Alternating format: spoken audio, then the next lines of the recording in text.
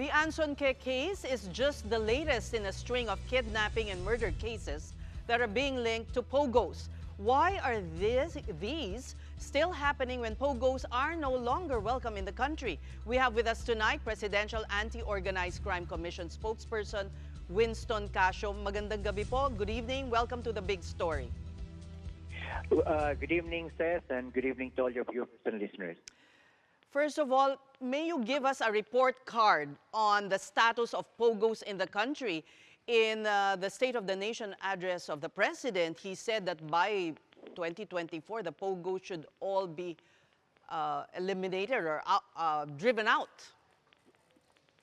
Well, to be honest, may mga remnants pa tayo nakikita ng mga pogo. In fact, last night, the Bureau of Immigration and PNP-CIDG raided one.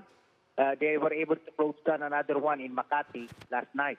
At kami naman sa PAOK able to deport 84 Chinese nationals kagabi rin to Beijing. So tuloy-tuloy lang po yung operations natin because may mga natitira pa. These are remnants. But the big ones, they're already gone. They voluntarily left the country and most of them have transferred to the Golden Triangle area, Cambodia, parts of northern Thailand, and Myanmar.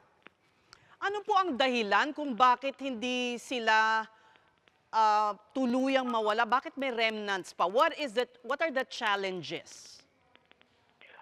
For one, hindi po talaga sila makaalis ng Pilipinas kasi karamihan po sa kanila, yung kanilang mga travel documents have already been confiscated by their previous bosses. Ito po kasing mga pogo workers, palipat-lipat po ito. So sa kawalan nila ng kanilang mga travel documents, they're unable to leave the country legally. Mahigpit rin po tayong nagbabantay doon sa mga backdoor exits, yung mga informal exits natin sa areas ng Palawan at saka Sambasunta. So hindi talaga sila makalabas ng Pilipinas.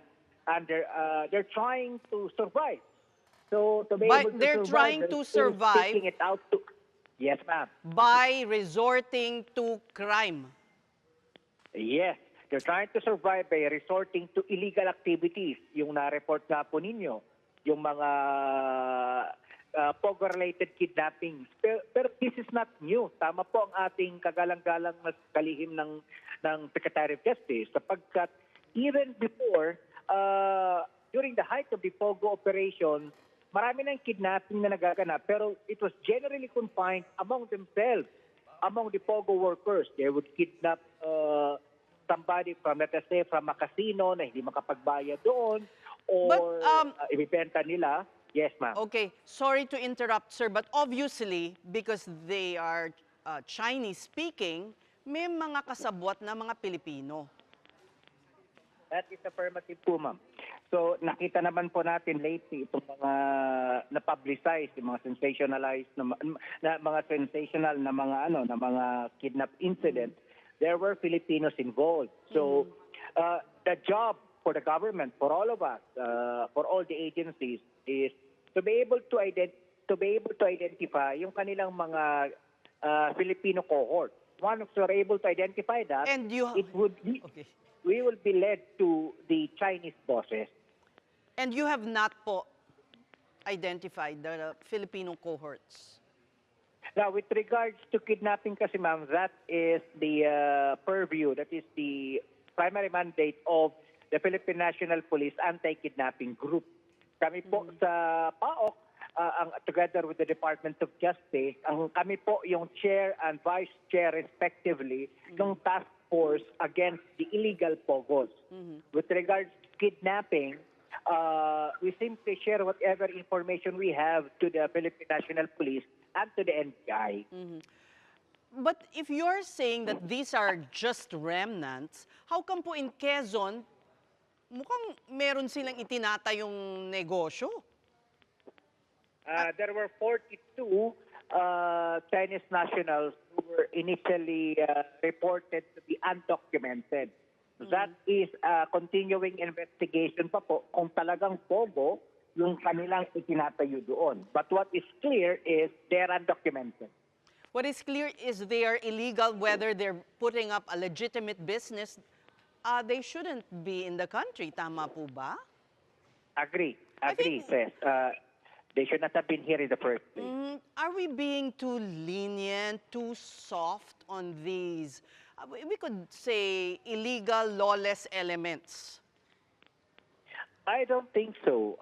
The Bureau of Immigration, DOJ, NBI, PNP, and even PAO, halos almost every day. As I mentioned earlier on at the get-go, may raid kagabi sa Makati and they were able to arrest 86.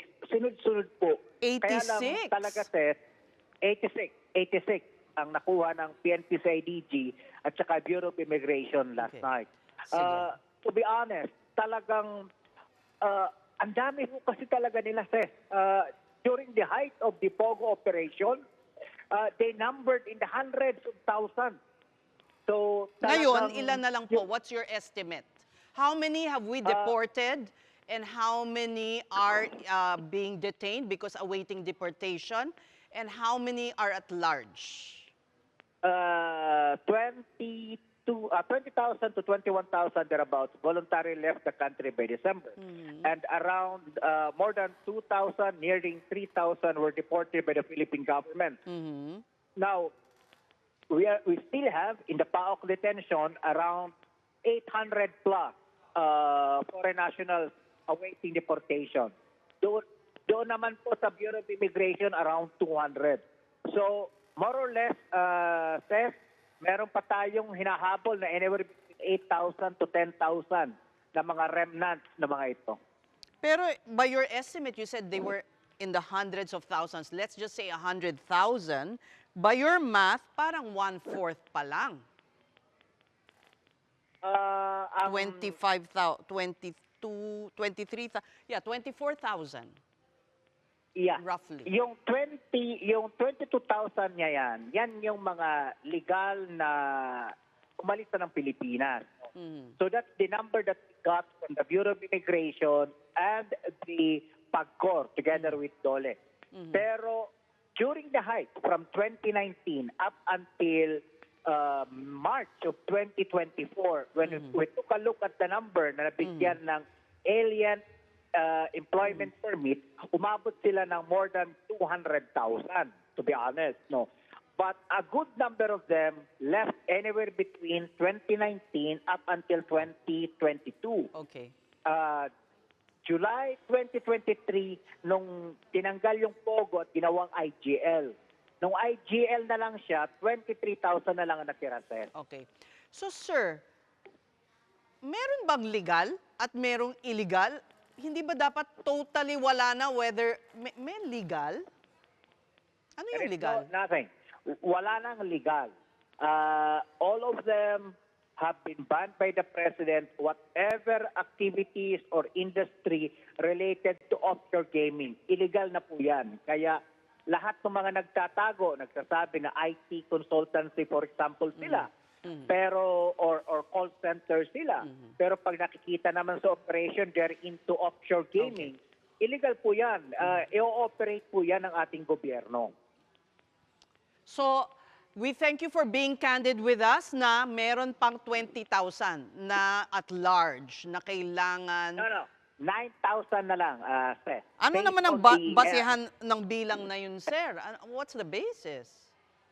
32,000 kasi yung officially na nagtrabaho sa mga POGOs and IGL up until March of 2024.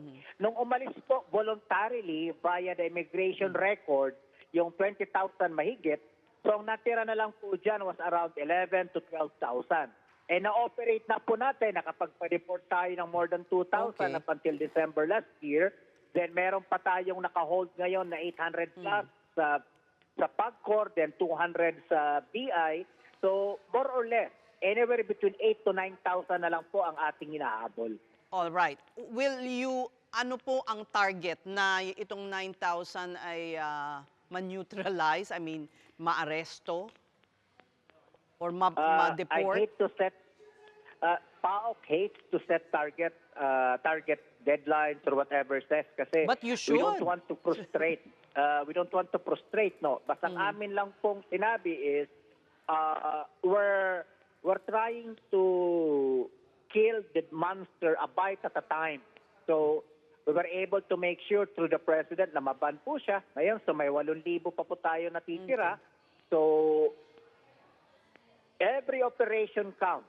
No, we're hoping by the end of the year, this problem truly leaves the Philippine shores. We hope so too.